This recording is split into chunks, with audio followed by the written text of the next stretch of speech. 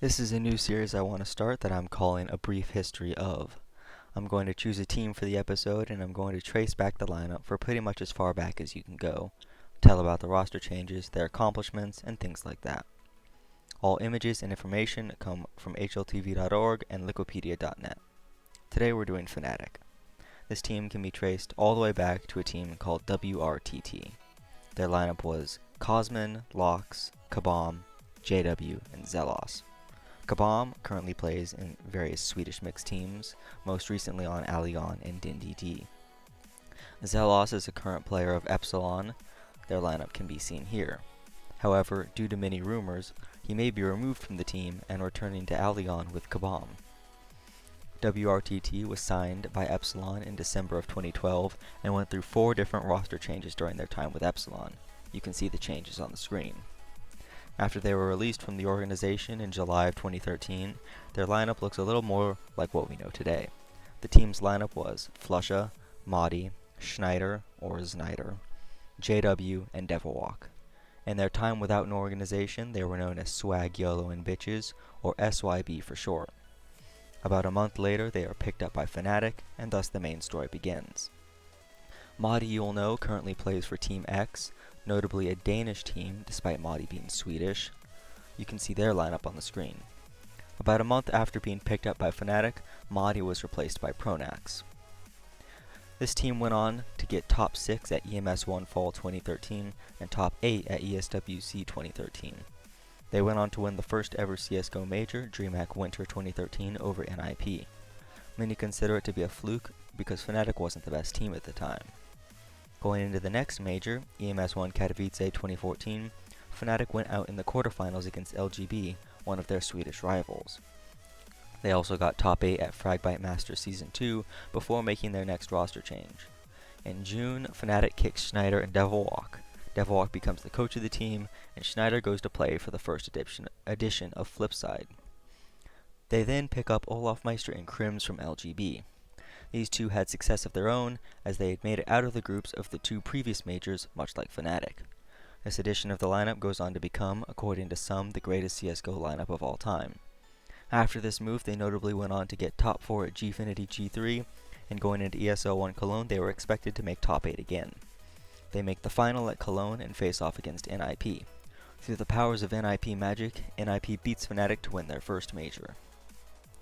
Post ESL1 Cologne is where Fnatic really start becoming the best team in the world. They win Star Ladder Star Series 10, Face It League Season 2, ESWC 2014, and Fragbite Masters Season 3, as well as making top 4 at DreamHack Invitational 2. Going into the last major of 2014, DreamHack winner, Fnatic is definitely one of the favorites. This tournament is where the famous boost on Overpass happened, and Fnatic ended up forfeiting their quarterfinal match against LDLC.com. Fnatic shares the number 1 spot with LDLC during this time period, late 2014 going into early 2015. Fnatic acquires yet another title, winning ESEA Season 17 and another top 4 at MLG X Games Aspen. They are one of the favorites to win the 5th CSGO Major, ESL1 Katowice 2015, and indeed they do, beating NIP in the final. This made Fnatic the first team to have won more than one major, something only 3 teams have done to date. At this point, Fnatic looks unbeatable, and spring of 2015 is when TSM arrives and starts beating Fnatic repeatedly. Fnatic gets top 4 at Face It League Stage 1 and 2, 2nd at ESEA Season 18, PGL Kickoff Season, Fragbite Masters Season 4, and win DreamHack Open Tours, Gfinity Spring Masters 2, DreamHack Open Summer 2015, and ESL ESEA Pro League Season 1. Going into ESL1 Cologne 2015, Fnatic is again one of the favorites to win alongside Envious and TSM. They make the final and play against Envious, eventually winning the series and their 3rd major tournament. Fnatic continues to be the only team to have won more than one major title as of this major, as well as the first team to win 2 consecutively. Fnatic starts to drop off some after Cologne, only making top 4 at ESL ESEA Pro League Invitational Dubai, 3rd at PGL Season 1, and 2nd at Gfinity Champion of Champions. They aren't favorites to win the 3rd major of 2015, DreamHack Cluj-Napoca. Most people either considered Envious or TSM to be the favorites. They naturally make top 8, but go out to Envious, who go on to win the tournament. This clearly wasn't the result they were looking for, and Pronax decides to leave the team. Dennis from G2 is signed to replace him. A little bit of background on Dennis. He played in the LGB team with Olaf Meister and Krims that made top 4 at Katowice 2014 over Fnatic. After the collapse of that team, he disappeared off the radar for a bit until he returned in Kingwin, the Superstar International lineup that was later signed by G2. Right after picking up Dennis, this lineup goes on to win 6 tournaments in a row, a streak only rivaled by the Classic in IP. You can see the events they won here. This makes them the clear favorites for the 8th major, MLG Columbus 2016. However, they get stomped by Astralis and end up exiting this major only top 8. Right after the major, it was announced that their star player Olaf Meister had an arm injury and would be taking time off to recover. During the 2 months that he was out, Fnatic used 2 stand-ins, Plessin and Winton. They still got to the semis of both the events they attended, ESL Pro League Season 3 and ECS Season 1.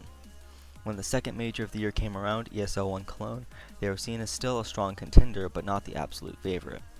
Fnatic famously lost to Team Liquid in the semifinals, stopping their major run short yet again. This lineup had one last chance to redeem themselves at E-League Season 1, but despite making the final, it was not enough. Everyone expected a roster change to come, and the rumors pointed towards the Norwegian player Rain, who plays for FaZe, replacing JW. In August 2016, one of the largest roster changes in history occurred, dubbed the Swedish Shuffle, which led to Flusha, JW, and Krims leaving Fnatic. At the same time, Godsent removed Twist, Lekro, and Pauf, and signed Flusha, JW, and Krims. Fnatic then took in Twist and Lekro and put Winton into a starting position. Twist was a member of the LGB team, like Olaf Meister, Krims, and Dennis, that had success in 2014 and was always seen as a good player. Lekro was scouted by Pronax and is still very new to the scene.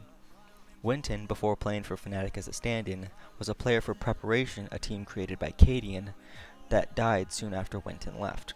This new Godsent team, Pronax, Snyder, Flusha, JW, and Krims, is actually 4/5 of the original, 2nd edition, Fnatic lineup. I guess you can say that the core Fnatic has continued on in Godsent, and for the purposes of tracking this team through time, you would count them as the next edition of Fnatic. Alright, that was a brief history of Fnatic, now Godsent.